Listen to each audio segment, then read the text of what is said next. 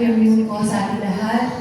Kami po ang Jesus is Lord Church representing ang aming pong mahal na simbahan at bilang pakikisa po sa ikasandaan at 28 selebrasyon.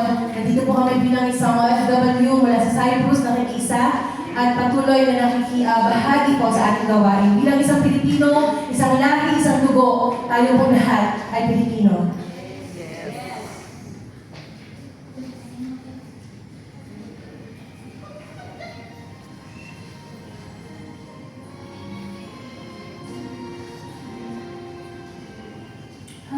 Ako ay Pilipino, ang dugo'y mahalika.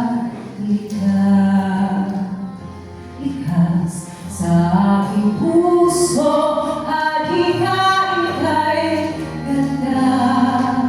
Sa Pilipinas na aking bayan, lantay ng perlas ng silangan, nanwari na